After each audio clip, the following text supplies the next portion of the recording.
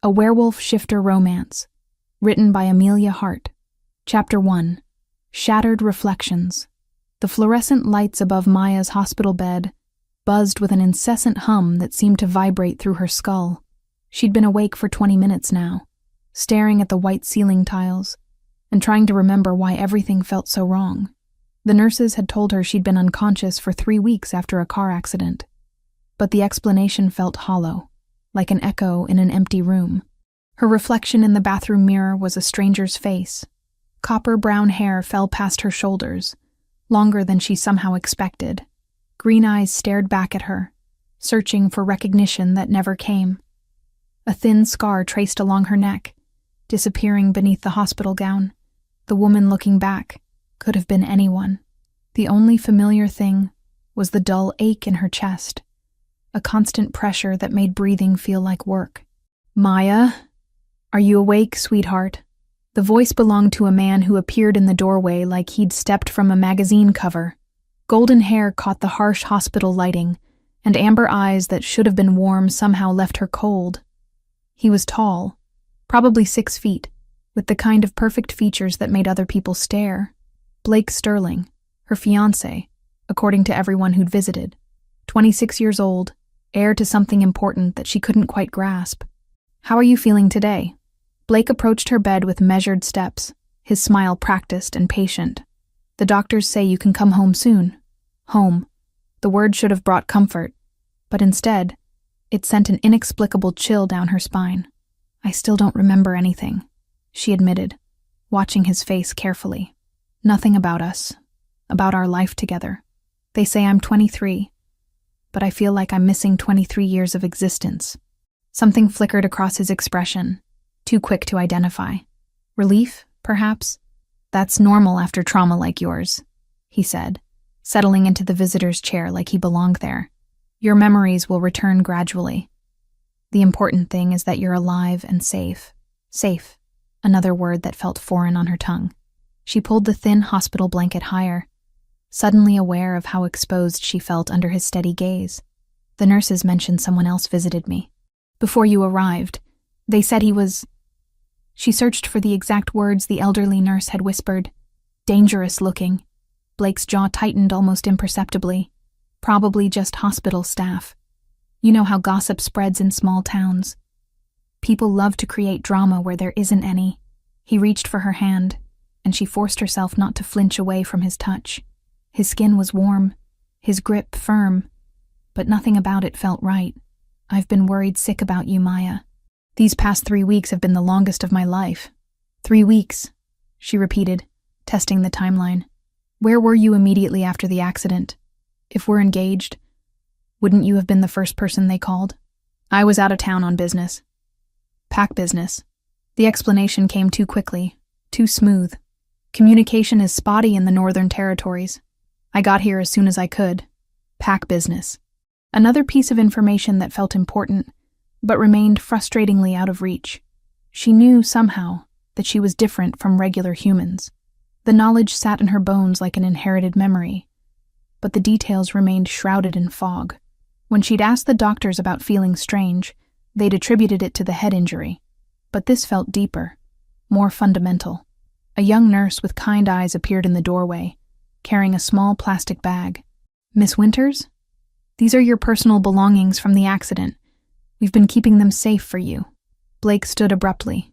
"I'll take those. Maya needs to rest." "Actually," Maya interjected, surprising herself with the firmness in her voice, "I'd like to see them. Maybe something will help trigger a memory." The nurse looked between them uncertainly before handing Maya the bag. Blake's displeasure was palpable, but he couldn't object without seeming controlling. Inside were a few items that should have been familiar but weren't. A silver bracelet with intricate wolf designs, a cell phone with a cracked screen, her wallet containing an ID that confirmed her identity as Maya Winters, and a worn leather purse that felt expensive between her fingers. As she rifled through the purse's contents, her fingers found something unexpected tucked into a hidden pocket she hadn't noticed at first. A small piece of paper, folded carefully and wedged behind the fabric lining. Her heart rate quickened as she unfolded it, aware of Blake's sharp attention. Written in bold, unfamiliar handwriting, were 7 words that made her breath catch. The truth is in Shadowfen. CH. What's that? Blake's voice had lost its gentle tone entirely. I don't know. She folded the note quickly, palming it with practiced ease that surprised her. Just an old receipt. But even as she lied, something deep inside her stirred. Shadowfen. The name resonated like a distant bell, calling to a part of her that the accident hadn't managed to destroy. And those initials, CH, sent an unexpected warmth through her chest, followed immediately by a stab of longing so sharp it left her breathless. Somewhere in the back of her mind, she could almost hear a voice calling her name, low and rough and desperate. Blake was watching her intently, his amber eyes calculating. Your color's better today, he said, but his tone suggested he was thinking about something else entirely. I think it's time we got you home where you belong. The pack is eager to see you recovered, where she belonged. The pack. More pieces of a puzzle she couldn't solve. Maya nodded because it was expected, but the phrase felt like a cage closing around her. As Blake launched into plans for her homecoming, describing a life that sounded comfortable but sterile, she clutched the mysterious note in her palm, the paper warm against her skin. We'll take things slowly, Blake continued, his voice taking on that practiced patience again. The house has been prepared for your return. Everyone understands you need time to readjust. The pack physician thinks familiar surroundings will help restore your memories. But what if she didn't want those memories restored? What if the life Blake described, comfortable, predictable, safe, wasn't what she'd chosen before the accident? The note in her hand suggested she'd been seeking truth somewhere else. From someone else. Someone whose mere initials made her heart race with recognition her conscious mind couldn't access. That night, alone in her hospital bed with Blake finally gone, Maya dreamed of golden eyes filled with fury and disappointment. Not Blake's amber gaze, but something wilder, more primal. She woke with tears on her cheeks and the absolute certainty that somewhere out there, someone was missing her just as desperately as she was missing them. Someone whose name started with C and whose heart was somehow connected to hers across whatever distance or deception separated them. The truth is in Shadowfen, the note had said. Maybe it was time she found out what that truth was, no matter what Blake or anyone else tried to tell her about her life. The woman in the mirror might be a stranger, but the ache in her chest was real, and it was leading her somewhere Blake clearly didn't want her to go. Chapter 2. Gilded Cage. The drive to Moonridge territory took 2 hours through winding mountain roads that should have felt familiar, but didn't. Maya pressed her face to the passenger window, watching dense forests give way to manicured landscapes that screamed wealth and control. Blake drove with easy confidence, pointing out landmarks that meant nothing to her fractured memory. That's where we had our first official date, he said, gesturing toward an expensive restaurant nestled between towering pines. You wore that green dress I bought you. Said it brought out your eyes. Maya nodded politely, but the image felt foreign. Had she really been the type of woman who let men choose her clothing? Something about that notion sat wrong in her stomach, like swallowing glass. The Moonridge Pack territory emerged from the forest like a small city designed by someone with unlimited resources and questionable taste. Pristine streets lined with massive houses, perfectly maintained gardens, and an underlying sense of surveillance that made Maya's skin crawl. Everyone they passed stopped to stare, their expressions a mixture of curiosity and something that looked uncomfortably like pity. Blake's house, their house, he corrected when she made the distinction, was a monument to success and control. 3 stories of glass and stone that managed to look both impressive and soulless. The interior was worse. Expensive furniture arranged with museum precision, family photos that featured her smiling beside Blake in poses that looked more like political statements than moments of genuine affection. Welcome home, Blake said, his hand possessive at the small of her back. I had the staff prepare your favorite meal. Hopefully familiar tastes will help trigger some memories. Maya's supposed favorite meal was salmon with herbs she couldn't identify, served on china that cost more than most people's cars. It tasted like nothing. Cardboard expensive enough to impress visitors but lacking any real substance. She pushed food around her plate, while Blake discussed pack business with easy familiarity, as if 3 weeks of her unconsciousness had been merely an inconvenience in his schedule. "The northern border negotiations are proceeding smoothly," he was saying to his beta, a nervous man named Derek, who kept shooting Maya uncomfortable glances.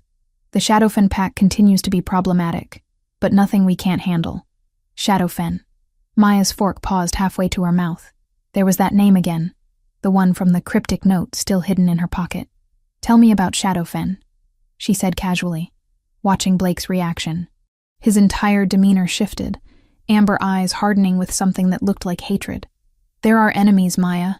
Brutal, uncivilized wolves who respect nothing but violence. Their alpha is particularly dangerous." He reached across to cover her hand with his. "Promise me you'll stay away from the northern borders. Those animals would hurt you without hesitation." Animals. The word carried such venom that Maya wondered what exactly had happened between the packs. But when she tried to ask for details, Blake deflected with practiced ease, suggesting she rest and let her memories return naturally. Her bedroom was a shrine to a life she couldn't remember. Clothes in her size filled a walk-in closet, all in colors and styles that felt wrong against her skin. The bed was enormous, clearly meant for two, but Blake retreated to a guest room with explanations about giving her space to heal. His consideration should have been touching, but instead, it felt like performance. That first night in Moonridge, Maya's dreams were violent and fragmented. She saw herself arguing with Blake, her voice raised in fury about something she couldn't quite grasp. She saw golden eyes again, but not Blake's. These were wilder, storm-colored, filled with desperate longing.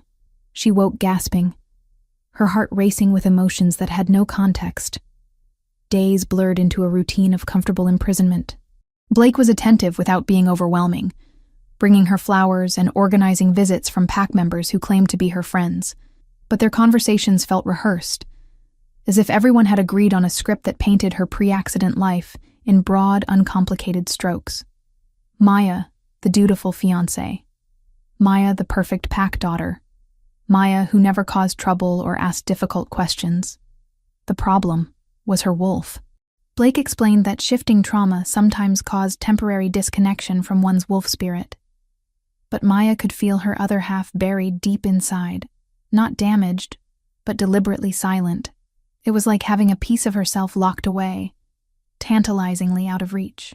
"Your wolf will return when you're ready," Blake assured her during one of their walks through the manicured pack grounds. Some things can't be forced. But Maya suspected her wolf wasn't returning because something, or someone, was keeping it suppressed. The suspicion grew stronger when she noticed how quickly Blake changed subjects whenever she mentioned feeling disconnected or asked about her life before their supposed relationship began. A week into her stay, Maya discovered the locked room on the second floor. She'd been exploring the house, trying to trigger memories, when she found a door that wouldn't open. When she asked Blake about it, his explanation was dismissive. "Just storage, old furniture, things we never use. Nothing interesting." But if it was just storage, why keep it locked? That night, Maya searched the house until she found spare keys in Blake's office. Her hands shook as she unlocked the forbidden door, pushing it open to reveal not storage but a fully furnished bedroom. Her bedroom, based on the personal items scattered around, books with her name written inside, clothes that actually felt like her style, photos that showed her laughing with people who weren't in any of the pictures downstairs. In one photo, she stood beside a campfire with a group of wolves in their human forms. Her smile was genuine, uninhibited, nothing like the careful expressions in Blake's official pictures. But what stopped her heart was the man standing slightly apart from the group. Tall, dark-haired, with storm-gray eyes that seemed to look directly at her through the photograph. Even in the picture, the connection between them was obvious. On the back of the photo, someone had written "Summer Solstice Celebration" in handwriting she recognized as her own. But the celebration didn't look like anything from Moonridge territory. The setting was wilder, more natural, and everyone looked relaxed in a way that seemed impossible under Blake's rigid leadership. The full moon arrived with Maya still trapped in questions without answers. That night, she stood on the balcony of their bedroom, letting moonlight wash over her skin and hoping it would wake her sleeping wolf. For a moment, She felt something stir. Not her wolf, but a connection that stretched beyond the confines of Moonridge territory. A howl rose from somewhere deep in the forest, wild and lonely, and heartbreakingly familiar. Maya's breath caught as her body responded without conscious thought, her chest expanding as if to answer. But before sound could emerge, Blake's hand closed over her mouth from behind. "Don't," he whispered against her ear, his voice strangely urgent. "That's not meant for you." But every instinct Maya possessed screamed that it was meant for her. The howl came again, closer this time, and she felt her heart try to leap from her chest toward whatever was calling. Blake's grip tightened, and she realized with growing alarm that his careful patience was just another form of control. "I think I should leave," she said the next morning, testing his reaction. "Maybe visit other territories. See if anything triggers memories." Blake's mask slipped completely. "Absolutely not. It's too dangerous for you out there, especially with your condition. You belong here, Maya, with your pack, with me. Belong." That word again, but now it sounded less like love and more like ownership. Maya smiled and nodded because she was learning to hide her thoughts. But inside, her resolve crystallized. Whatever truth lay in Shadowfen, whatever connection called to her from the forest, she was going to find it. Blake could lock away her room and control her daily routine, but he couldn't imprison the part of her that recognized deception when it wore the mask of protection. That night, she began planning her escape. Chapter 3. Into the Wild. Maya's escape came easier than expected, which should have been her first warning. Blake had left for pack business early that morning, kissing her forehead with the same possessive gentleness that made her skin crawl. Derek was stationed outside, supposedly for her protection, but his attention was focused on his phone rather than potential flight risks. She'd studied the territorial maps in Blake's office, memorizing the route to Shadowfen. The northern border lay 12 miles through dense forest, manageable for someone desperate enough to risk everything for answers. Maya slipped out through the kitchen, grateful for whatever instincts guided her steps silently across the manicured grounds and into the wild forest beyond. The moment she crossed into truly untamed territory, something inside her shifted. Her steps became surer, her senses sharper, as if the wilderness itself was welcoming her home. This felt right in a way that Moonridge's pristine comfort never had. Each mile deeper into the forest strengthened the pull she'd been fighting, drawing her north toward whatever truth waited in Shadowfen. The scent hit her first, pine and steel and something indefinably masculine that made her wolf stir for the first time since the hospital. Then came the sound of approaching footsteps, deliberate and unhurried. Maya froze behind a massive oak, heart hammering as a figure emerged from the morning shadows. He was tall, probably 6'2", with black hair that caught sunlight like polished obsidian. Tribal tattoos wound around his left arm, disappearing beneath a dark shirt that emphasized the breadth of his shoulders. But it was his eyes that stole her breath. Storm gray with flecks of blue, exactly like the man in her hidden photograph. When their gazes locked, recognition slammed through her like lightning. "You shouldn't be here." His voice was rougher than Blake's polished tones, carrying an edge that spoke of real authority rather than inherited privilege. But beneath the warning, Maya heard something else. Relief so profound it made her knees weak. "I'm looking for Shadowfen territory," she said, proud when her voice remained steady despite the chaos in her chest. "Someone told me I might find answers there." Something flickered across his features. Hope, maybe, or desperate longing quickly suppressed. Maya. Her name on his lips sounded like prayer and curse combined. "What has he done to you?" The question confirmed what she'd suspected. This man knew her, knew the truth Blake had been hiding. "I don't remember you," she admitted, stepping closer despite every warning Blake had given her about dangerous Shadowfen wolves. "But I know you're important. I can feel it." His laugh held no humor. "You can feel it. After everything he's put you through, you can still feel the connection." He studied her face with an intensity that should have been uncomfortable, but felt like coming home. "How much do you remember about the accident?" "Car accident. 3 weeks unconscious. Mysterious memory loss." Maya recited the official story, watching his expression darken with each word. "Blake says my memories will return gradually. That I need to be patient." Blake Sterling is a liar and a murderer. The words cut through the forest air like a blade, spoken with such conviction that Maya's carefully constructed world tilted sideways. There was no car accident, Maya. He hurt you when you tried to expose what he really is. The accusation should have shocked her, but instead, it felt like puzzle pieces clicking into place. Then tell me what really happened. Tell me who you are. I'm Cade Hunter, Alpha of the Shadowfen Pack.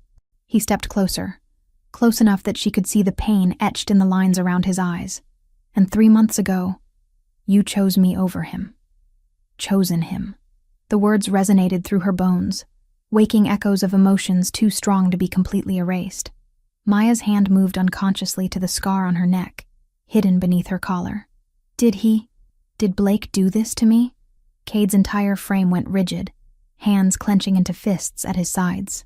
He found out about us. Found out you'd been investigating his activities, gathering evidence of his crimes. When you told him you were choosing love over duty, choosing me over pack politics, his voice broke slightly. He nearly killed you, Maya. Head trauma severe enough to cause selective amnesia.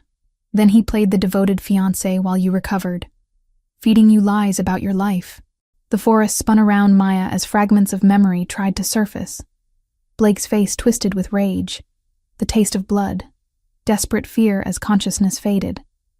But the memories slipped away like smoke, leaving only the hollow certainty that Cade was telling the truth. Why should I trust you over him? She asked, though her heart was already providing the answer. For all I know, you're the dangerous one. Cade's smile was sharp with bitter understanding. Because you came here.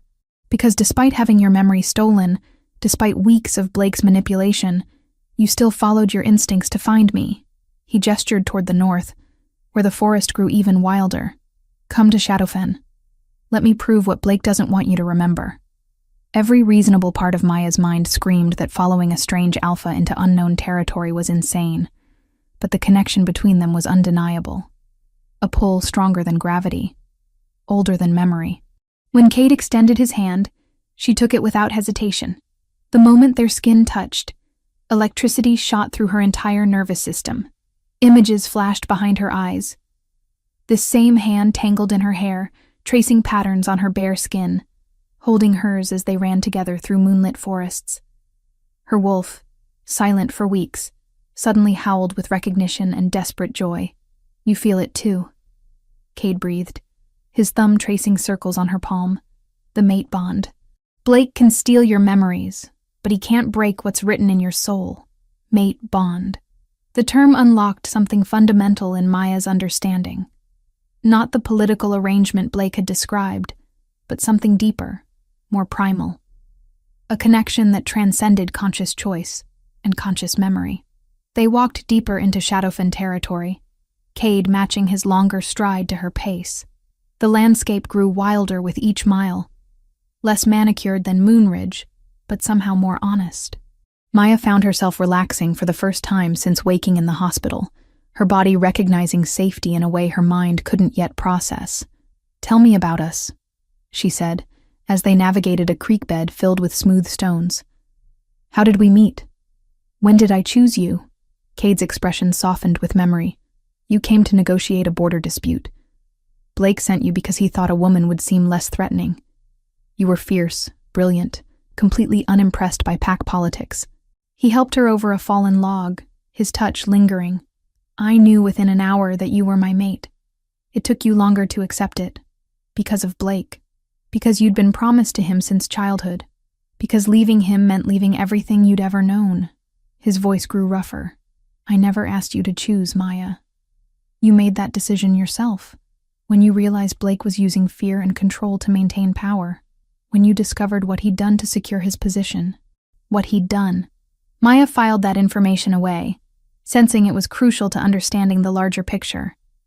But right now, all that mattered was the warmth spreading through her chest as Cade spoke about their relationship. Not ownership disguised as love, but partnership between equals. Shadowfen territory proper began at a natural stone archway carved by centuries of wind and water. The moment Maya passed through it, her wolf surged to full awareness for the first time since the hospital. Not just awake, but jubilant.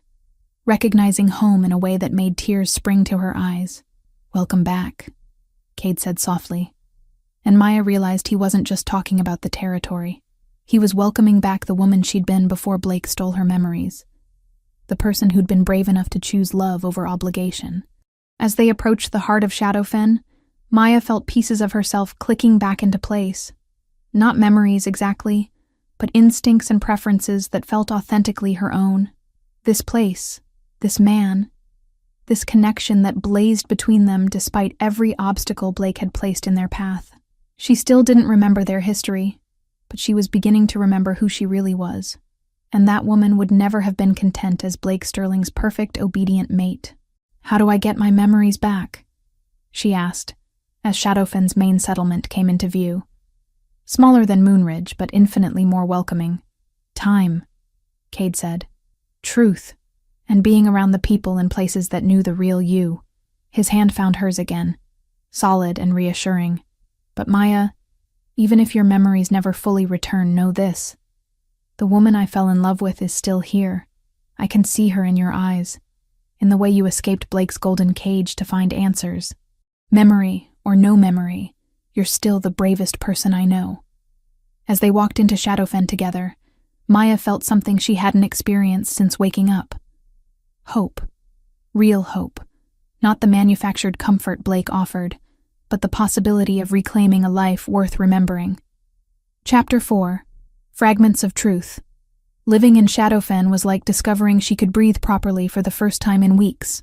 Cade had given Maya a cabin on the edge of the settlement, close enough for protection, far enough to avoid pressure. The space felt immediately familiar in ways Blake's pristine house never had. Worn leather furniture that invited actual use, books scattered on surfaces, windows that opened to let in forest sounds instead of manufactured silence. "This was yours," Cade explained, watching her trail fingers over a wooden desk scarred with use. "You started staying here 3 months ago when..." He paused, choosing his words carefully. "When things with Blake became unbearable." Maya opened the desk drawers, finding notebooks filled with her own handwriting. The entries were coded, careful, but even without context, she could see they documented something important. Dates, locations, meetings between Blake and people whose names meant nothing to her damaged memory, but felt significant anyway. "What was I investigating?" she asked, holding up a notebook where she'd apparently drawn connections between various pack leaders and suspicious financial transactions. Blake's consolidation of power. He wasn't content ruling just Moonridge. Cade settled into a chair across from her, giving her space to process. For the past 2 years, he's been systematically forcing smaller packs into submission through blackmail, economic pressure, and when necessary, violence. You discovered his methods when you were sent to negotiate with packs that had suddenly become cooperative after resisting Moonridge influence for decades. The information should have shocked her, but Maya found herself nodding as if confirming suspicions she'd carried without conscious awareness. The nervous way people looked at me in Moonridge. They weren't concerned about my memory loss. They were afraid. Your father was Derek's predecessor as Blake's beta, a good man who started asking inconvenient questions about Blake's business practices. Cade's voice grew gentler. He died in what Blake called a training accident 6 months before you and I met. The words hit Maya like physical blows. Her father, dead because he'd threatened Blake's plans. Suddenly, the locked room in Blake's house made perfect sense. He'd been slowly erasing evidence of who she'd been before their supposed relationship, creating a sanitized version of her life that supported his narrative. "Show me," she said quietly. "Show me everything." Over the next several days, Cade became her guide through a past Blake had tried to steal. He took her to places she'd apparently loved. A waterfall where they'd spent hours talking. A meadow where she'd practiced combat training with Shadowfen fighters. The archive building where she'd researched pack histories and territorial laws. Each location triggered flashes of recognition, fragments too brief to be called memories, but substantial enough to feel real. Maya standing in the waterfall spray, laughing at something Cade had said. Maya throwing a Shadowfen warrior twice her size during sparring practice. Maya bent over ancient texts, building the case that would eventually expose Blake's crimes. "You were brilliant," Cade said, as they stood in the archive where dust motes danced through afternoon sunlight. "Not just intelligent, but strategically minded. You understood that Blake's greatest weakness was his need to appear legitimate. Everything he did, he documented to justify later if questioned. You turned his own arrogance against him. Maya traced her fingers over research tables where she'd apparently spent countless hours. But he found out before I could use the evidence. He found out about us first. Cade's voice carried old pain. Blake had you followed when you started spending time here. Confronted you with photos of us together. Demanded you choose between exposing him and protecting me. What did I choose? Though Maya suspected she already knew the answer. Both. Cade's smile was proud and heartbroken. You told him you were leaving Moonridge regardless, that you'd already made copies of your evidence and hidden them where he couldn't reach. Then you announced that you were choosing me as your mate. The scene played out in Maya's imagination with startling clarity, herself standing defiant before Blake's fury, refusing to be intimidated or controlled. For a moment, she could almost remember the feeling of that choice, the terrifying freedom of finally acting on her own desires instead of pack expectations. He hurt me that night, she said. Not quite a question. Cade nodded grimly. Beat you unconscious, then staged the car accident to explain your injuries. Probably hoped the head trauma would be permanent, that you'd never remember what you'd discovered, or the choice you'd made. His hands clenched with barely contained rage. I found you 12 hours later, more dead than alive, and brought you to the human hospital where they could treat injuries that severe. You visited every day until Blake arrived. Another piece clicking into place from her conversation with the nurse. I couldn't risk staying once he showed up. Blake would have killed you rather than let you return to me. Cade's voice roughened with emotion. Watching him play the devoted fiancé while you looked at me like a stranger was the hardest thing I've ever endured. Maya studied his face, seeing genuine anguish beneath his controlled exterior. This wasn't manipulation or performance. Cade was showing her a heart broken by loss and desperate hope in equal measure. Whatever Blake had told her about dangerous Shadow Fen wolves, this man would die before harming her.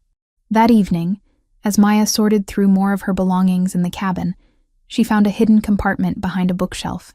Inside was a collection of items that felt like treasures from a life she'd lost. Letters from her father, warning her to be careful around Blake, photographs of herself with Shadow Fen pack members who'd clearly accepted her as family, and a small digital recorder. Her hands shook as she pressed play. If someone is listening to this, it means Blake has either killed me or found a way to make me disappear. Her own voice, strong and determined, filled the cabin. Everything I've documented about his activities is accurate. Financial records are hidden in the Shadow Fen archives under Territorial Law Code Section 7. Photos and correspondence are with Cade Hunter, who has sworn to protect them regardless of what happens to me. The recording continued with specific details about Blake's consolidation of power. Packs forced into submission, leaders who disappeared after refusing cooperation, financial arrangements that amounted to protection rackets. Maya listened to her past self methodically building a case that could destroy Blake's reputation and authority. I want it on record that I'm making this choice freely, past Maya continued. Blake Sterling has never been my chosen mate. The arrangement between our families was political. Agreed to, when I was too young to object. I choose Cade Hunter as my true mate, and I choose to stand with Shadow Fen against Moonridge tyranny.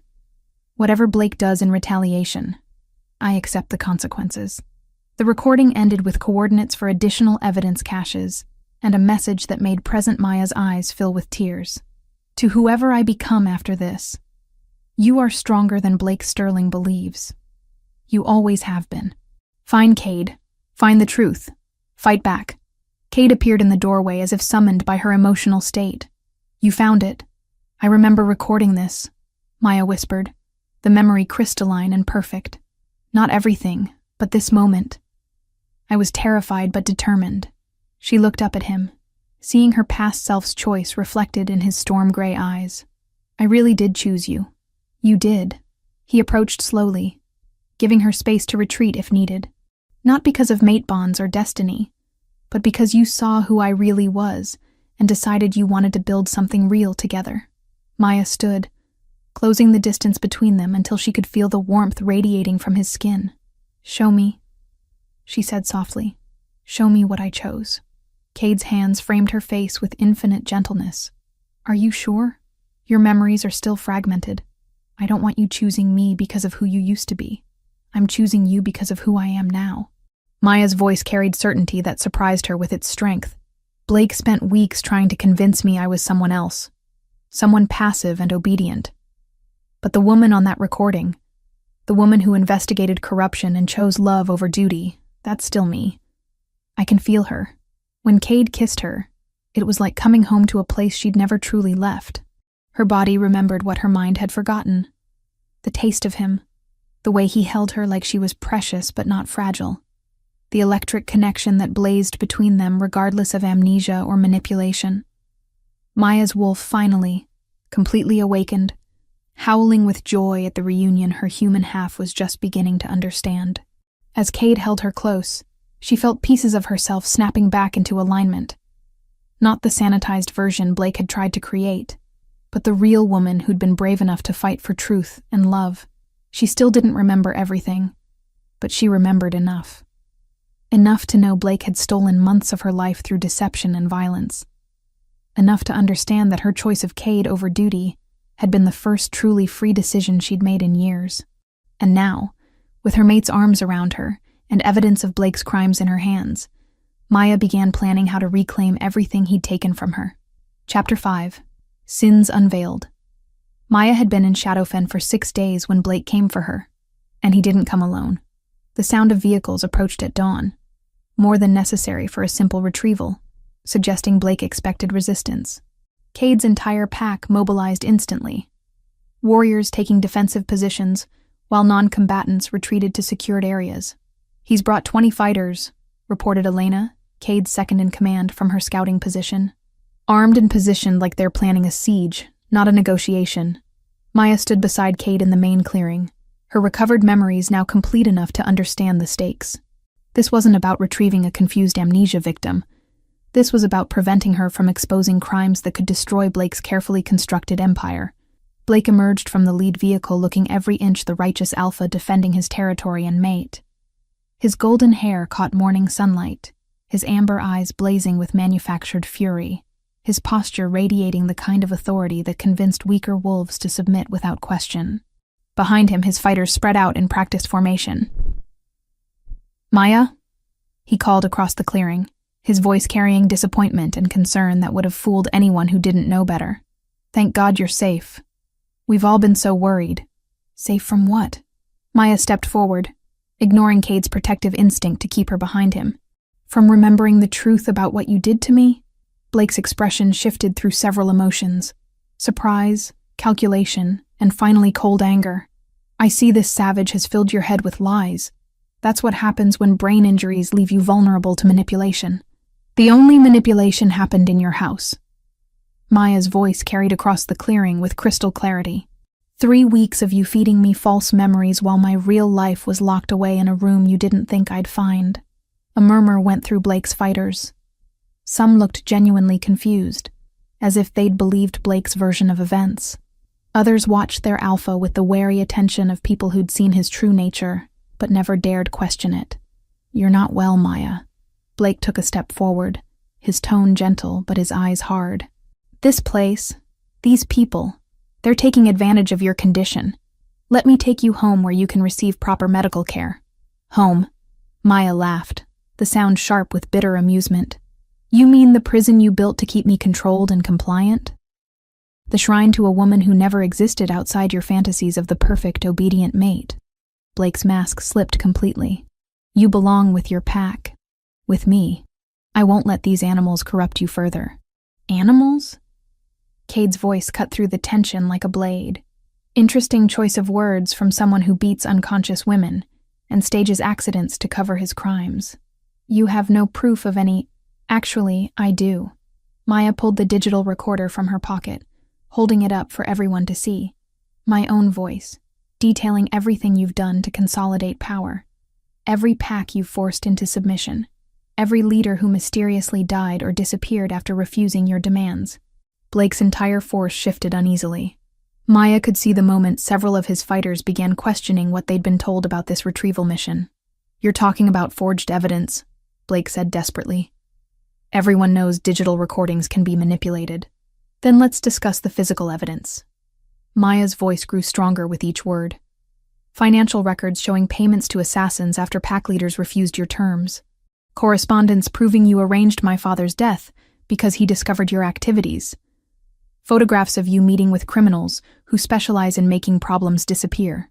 The clearing fell silent, except for the whisper of wind through pine trees.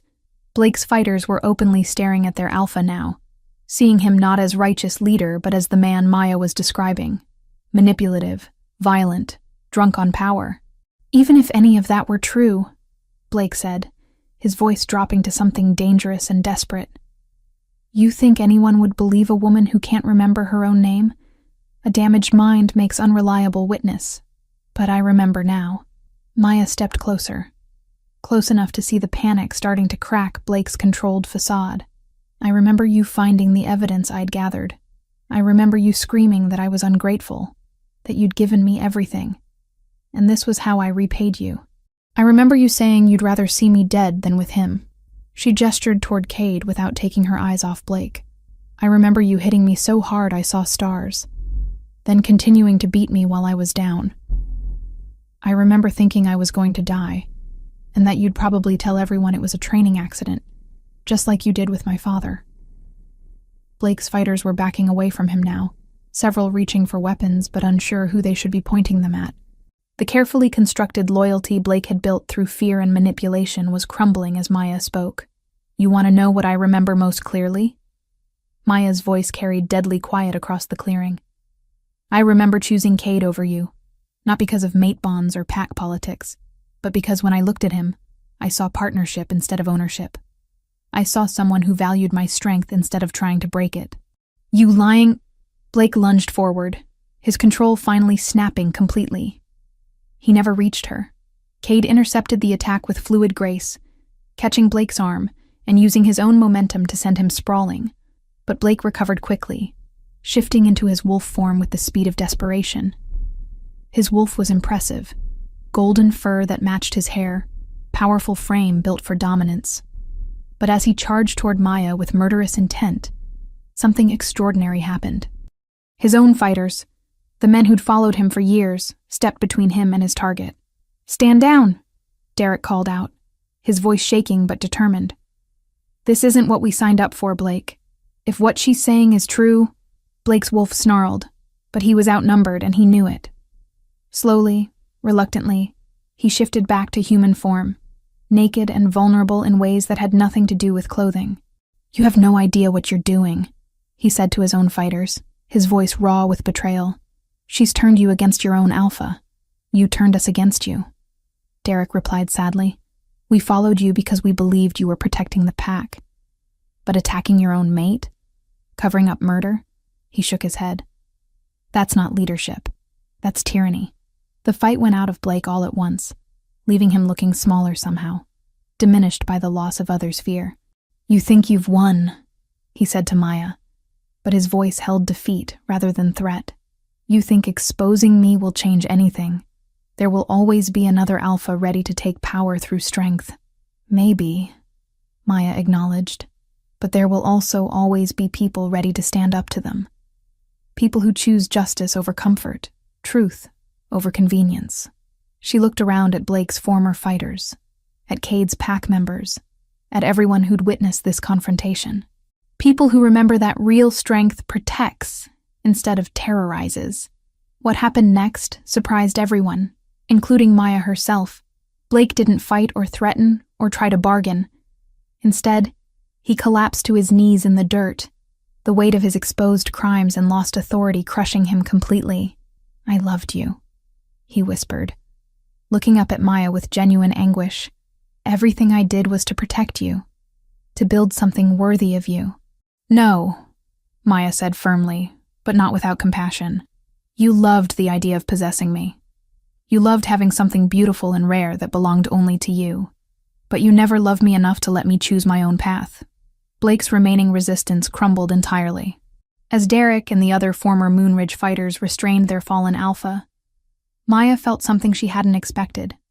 Not triumph, but profound sadness for what Blake could have been if he'd chosen partnership over domination.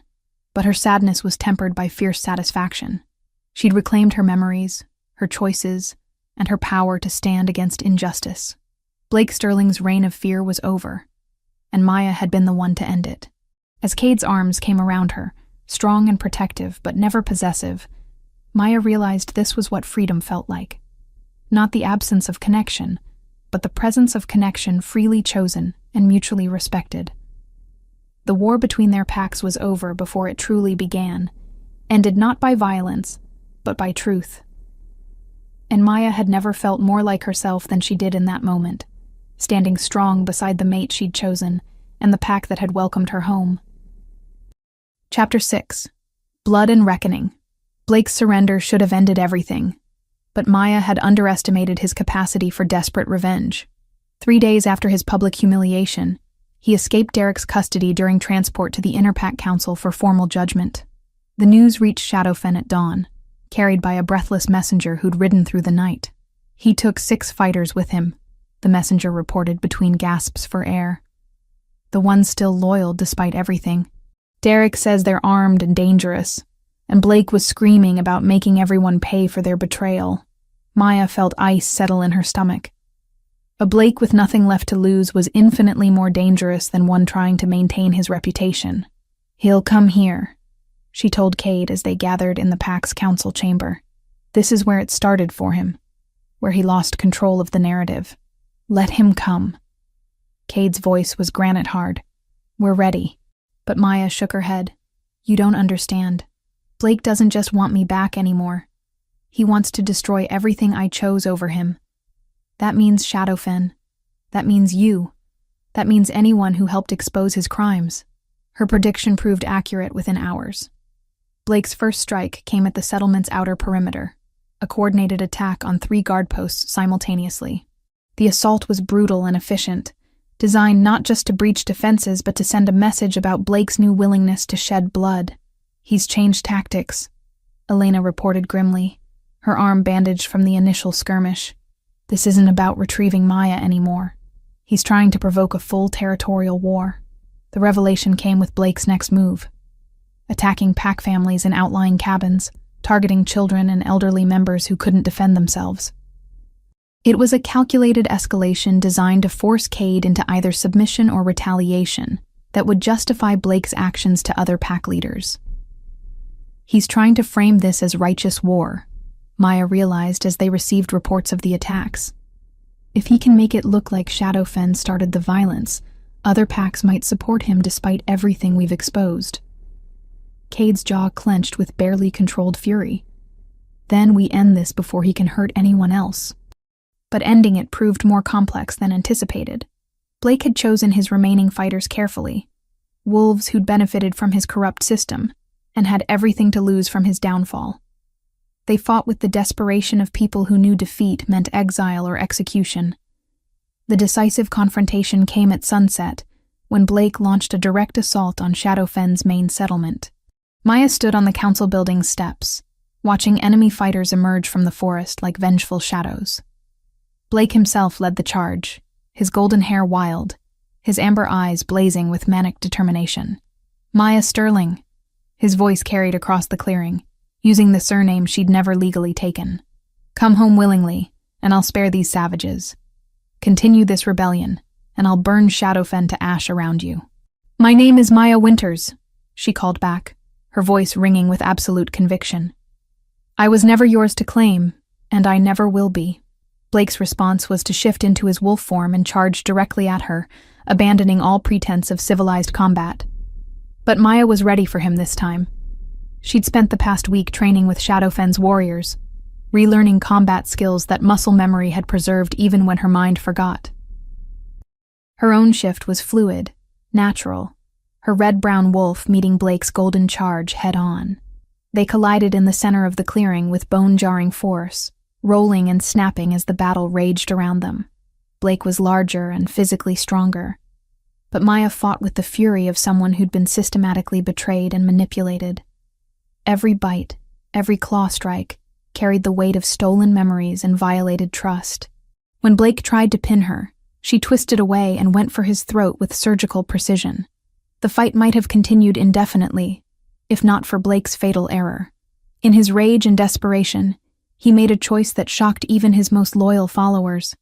He deliberately targeted Elena's young daughter, who'd been helping evacuate civilians from the battle zone. The child's terrified scream cut through the chaos like a blade. Maya saw Blake's wolf changing direction, abandoning their personal combat to hunt something small and helpless. Her own wolf responded with protective fury that transcended rational thought. Maya intercepted Blake's charge, taking claws meant for a child across her own ribs. The pain was immediate and severe, but it fueled rather than hindered her response. She locked her jaws around Blake's throat and held on despite his frantic attempts to dislodge her. Stop. The word came from Derek, who'd arrived with reinforcements from the main Moonridge settlement. But he wasn't talking to Maya. He was talking to his own fighters, Blake's remaining loyal followers who'd frozen at the sight of their alpha trying to murder a child. This isn't war, Derek continued, his voice carrying across the battlefield. This is madness. Look at what he's become. One by one, Blake's fighters stepped back, lowering their weapons, refusing to continue following someone who'd attack innocents. Even in wolf form, Blake seemed to understand his complete abandonment. His struggles grew weaker, more desperate, until he finally shifted back to human form beneath Maya's relentless grip.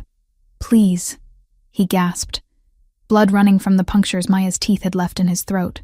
I loved you. Everything I did was for love. Maya released him and shifted back to human form, standing over Blake's broken figure. Love doesn't steal memories. Love doesn't manipulate and control and terrorize. What you felt was ownership, and I was never your property to possess. Blake tried to rise, to make one final desperate attack, but his body betrayed him. The injuries from their fight, combined with the psychological devastation of losing everything he'd built, left him shaking and defeated in the dirt. Kill me, he whispered, looking up at Maya with genuine desperation. I can't live knowing you chose him over everything we could have been. No, Maya said quietly. You're going to live with the consequences of your choices, just like everyone you hurt had to live with the consequences of yours. What killed Blake in the end wasn't violence, but rejection. Complete, total, absolute rejection by everyone whose opinion he'd ever valued. His own fighters stood with Derek, openly condemning their former alpha's actions. Pack leaders from across the region, summoned by reports of the conflict, witnessed his breakdown and found him unfit to lead even himself. Blake Sterling died not from Maya's claws, but from the weight of his own corruption, his heart simply stopping as he realized that everything he'd built through fear and manipulation had crumbled beyond repair. His last words were Maya's name, spoken not with love, but with the bitter regret of someone who destroyed the very thing he'd claimed to treasure. As Blake's body grew still in the blood-soaked clearing, Maya felt no triumph, only profound exhaustion and the hope that his death might finally bring peace to everyone he'd terrorized. Derek approached cautiously, his face etched with shame and sorrow. Maya, I want you to know, not all of us knew the extent of his crimes. When we followed him, we thought we were serving the pack's interests. I know, Maya replied, understanding that Derek and others like him had been victims too, manipulated by Blake's charisma and false righteousness. The question now is what we do next. Around them, wolves from both packs stood together, no longer enemies but survivors of the same corrupt system. Blake's reign of terror was over, but the work of rebuilding would take much longer than the few minutes it had taken to end his life. Maya looked at Cade, saw her own determination reflected in his storm-gray eyes, and knew they would face that rebuilding together, not as alpha and subjugated mate, but as equal partners choosing to create something better from the ashes of Blake's empire. The war was over. Now came the harder task of building peace. Chapter 7. Sacred Bonds. The full moon rising over Shadowfen territory cast silver light across the gathered packs, illuminating faces that had been enemies just weeks before. Maya stood at the edge of the ceremonial clearing, watching wolves from Moonridge and Shadowfen work together to prepare for the joining ritual that would unite their territories under shared leadership. Derek approached carrying an armload of ceremonial torches, his expression still shadowed by guilt, but brightened by genuine hope. "The elders from both packs have agreed to the terms," he reported. "Joint leadership council, shared resources, protection for all pack members regardless of original territory. It's unprecedented, but then again, so is everything else that's happened." Maya nodded, her attention split between the preparations and the man moving through the crowd with easy authority.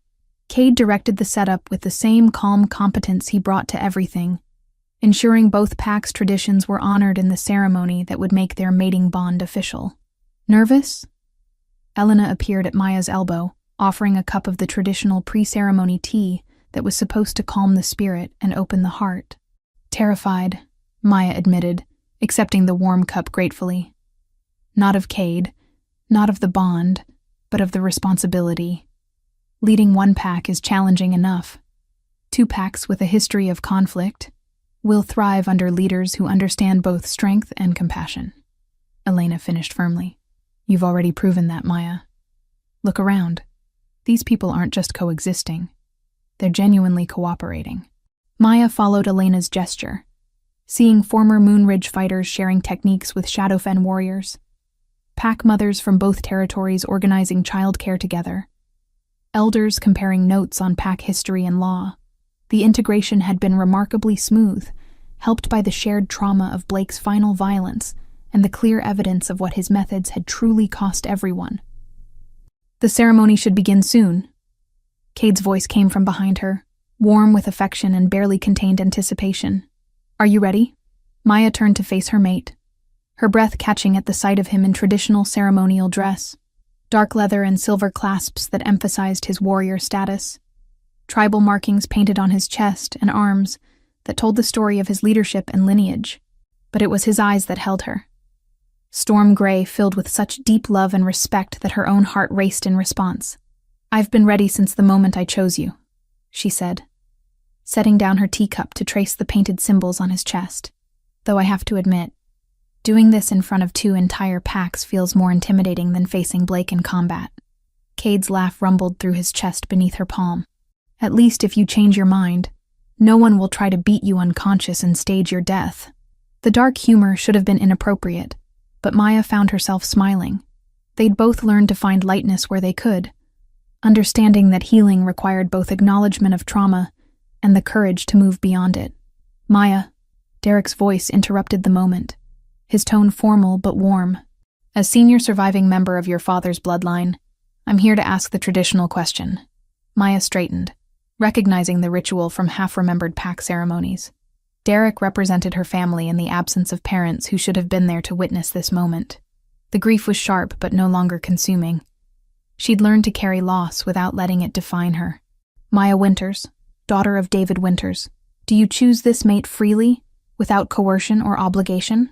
Derek's voice carried across the clearing, ensuring everyone could witness her response. "I do," Maya replied clearly. "I choose Cade Hunter as my mate, my partner, my equal. I choose to bind my life to his, my pack to his, my future to whatever we build together." A murmur of approval rose from both packs. The formal declarations continued as the moon reached its zenith, traditional words that took on new meaning when spoken between equals rather than enforced through political arrangement. When Cade spoke his own vows, his voice rough with emotion, Maya felt their mate bond strengthen and deepen in ways that transcended the supernatural connection they'd already shared. This wasn't just about recognizing what existed. It was about choosing to nurture and protect what they were building together. "The marking," the ceremony elder announced, producing the silver blade that would be used to create the permanent scars that would mark them as mated pair. Maya extended her wrist without hesitation, watching Cade do the same. The blade was sharp, the cuts precise and shallow, enough to leave scars but not enough to cause serious harm. As their blood mingled, dropped onto the sacred ground of the clearing, Maya felt something fundamental shift in her understanding of herself. She was no longer Maya Winters, daughter of a murdered beta, survivor of Blake's manipulation. She was Maya Winters Hunter, co-leader of a united territory, partner to a mate who valued her strength, protector of wolves who'd chosen to follow her vision of leadership through service rather than domination. The transformation that followed was unlike any shift Maya had experienced. Her wolf emerged not in response to anger or fear, but from pure joy and completion. Beside her, Cade's own transformation mirrored hers, their wolves running together through the moonlit forest with the pack streaming behind them like a living celebration. When they returned to human form hours later, alone in the cabin that had become truly theirs, Maya felt pieces of herself she hadn't even known were missing click into place. The woman she'd been before Blake's manipulation. The woman she'd become through surviving his abuse. And the woman she was choosing to be moving forward. All integrated into someone stronger and more complete than she'd ever imagined possible. "Any regrets?" Cade asked softly, pulling her close against his chest as they lay tangled in blankets that smelled of pine and ceremony smoke. "Only that it took losing my memory to find myself," Maya replied, tracing the fresh scar on his wrist that matched her own. "Though maybe that's how it had to happen. Maybe I needed to be stripped down to nothing to really understand who I wanted to become." Cade's arms tightened around her. "You were always strong, Maya. Blake's manipulation couldn't change that. It could only hide it for a while. We're going to have challenges ahead," Maya said, thinking about the practical realities of governing a united territory, managing resources, dealing with other pack leaders who might see their success as a threat to traditional power structures. "We'll face them together," Cade promised. "Equal partners in everything." Maya smiled against his shoulder, feeling their mate bond pulse with shared contentment and determination. Tomorrow would bring the complex work of leadership, the ongoing process of healing their people and building something sustainable from the wreckage Blake had left behind. But tonight was theirs. A celebration of choosing love over fear, partnership over possession, hope over the darkness that had tried to consume them both. As Maya drifted toward sleep in her mate's arms, surrounded by the sounds of their united pack settling in for the night, she felt truly safe for the first time since waking up in that hospital bed. Blake Sterling had tried to steal her identity, her memories, her choices. Instead, he'd inadvertently freed her to become someone stronger than she'd ever imagined. The woman who'd been afraid to challenge pack traditions was gone, replaced by a leader who understood that real strength came from lifting others up rather than tearing them down. Maya Winters Hunter fell asleep, planning the future she and Cade would build together, confident that whatever challenges awaited, they would meet them as equals, partners, and mates who'd chosen each other despite every obstacle placed in their path. Chapter 8. New Horizons. 6 months after the mating ceremony that united Shadowfen and Moonridge, Maya stood in the council chamber they'd built at the boundary between territories, watching young wolves practice combat techniques that emphasized defense and de-escalation over domination. The training ground outside buzzed with activity as pack members who'd once viewed each other as enemies worked together to create something unprecedented in pack history. "The Riverside Pack delegation has confirmed their visit next week," Elena reported, setting down a stack of correspondence that represented just a fraction of the interest their united territory had generated. "They want to discuss adopting our governance model for their own leadership succession crisis." Maya nodded, unsurprised. Word had spread quickly through the supernatural community about Shadowfen Moonridge's success with joint leadership and democratic councils. Other packs facing internal power struggles or external threats were beginning to see cooperation as preferable to traditional territorial conflicts. "Any response from the Western Council about our proposal for interpack mediation services?" Maya asked, reviewing the agenda for their afternoon leadership meeting. "Cautiously positive." Elena smiled. "They're concerned about precedent. But they can't argue with our results. Crime down 60%. Resource sharing, eliminating food insecurity, collaborative training, producing stronger fighters who actually know how to work together. The transformation had been remarkable, though not without challenges. Integrating two pack cultures required constant negotiation, compromise, and patience. But Maya had discovered she thrived on the complex problem-solving that leadership demanded, particularly when she had Cade as an equal partner, rather than having to navigate the traditional hierarchy where alpha decisions were rarely questioned. "Maya?" Derek appeared in the doorway, his expression carefully neutral, in the way that meant he had news she probably wouldn't love. "There's someone here to see you. Says it's personal." Maya's blood chilled momentarily. Too many months of Blake's threats had left her with reflexive anxiety about unexpected visitors. But Derek's calm demeanor suggested this wasn't a crisis, and their territory's security was too tight now for genuine threats to reach the council chamber undetected. The visitor waiting in the reception area was a woman Maya didn't recognize. Middle-aged, professionally dressed, with the kind of carefully composed expression that suggested difficult conversations ahead. Maya Winters-Hunter? I'm Dr. Sarah Chen from the Regional Medical Board. I've been investigating the circumstances of your hospitalization 6 months ago. Maya felt Cade's presence before she heard his footsteps, their mate bond alerting her to his approach. His hand settled warmly at the small of her back, offering support without overwhelming the conversation. What kind of investigation? Maya asked carefully. The medical inconsistencies in your case raised flags during a routine audit. Car accident victims don't typically present with the specific pattern of head trauma you sustained, and the hospital staff reported unusual circumstances around your treatment. Dr. Chen opened a thick folder.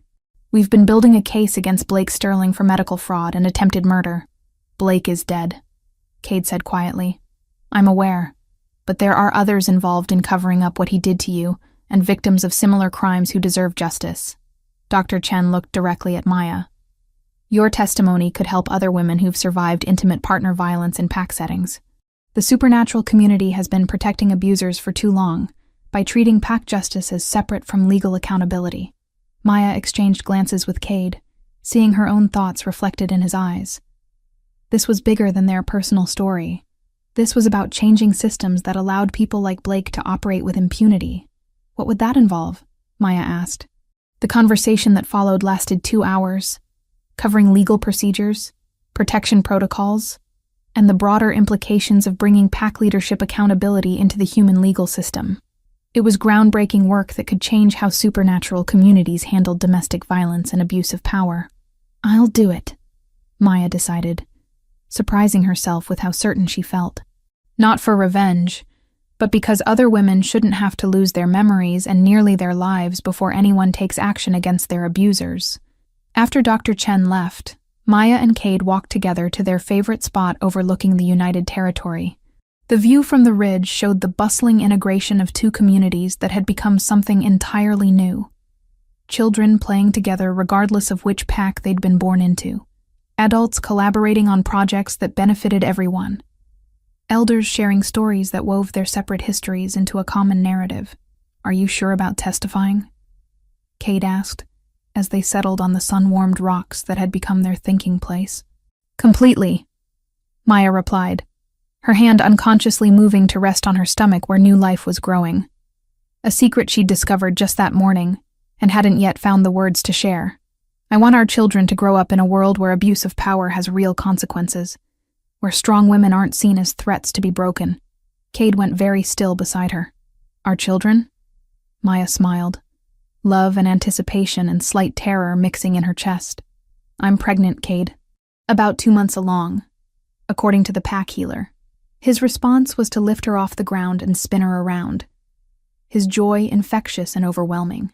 When he set her down, his hands immediately moved to frame her face, his thumbs tracing the curve of her cheekbones with infinite tenderness.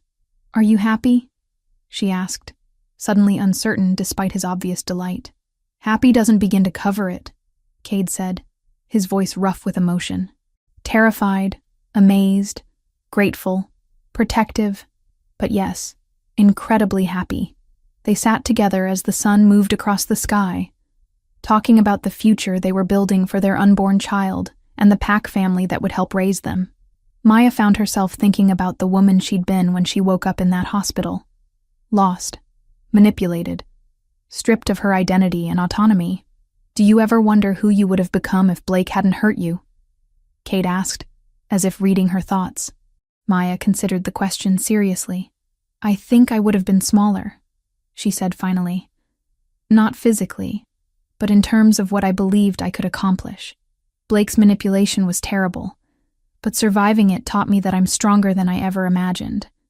Losing my memory forced me to choose who I wanted to be instead of accepting who others told me I was. No regrets about the path that brought us here? None, Maya said firmly. I wouldn't choose trauma for anyone, but I won't waste the strength I gained from surviving it. If my testimony helps other women find their own strength, then something good will have come from Blake's cruelty.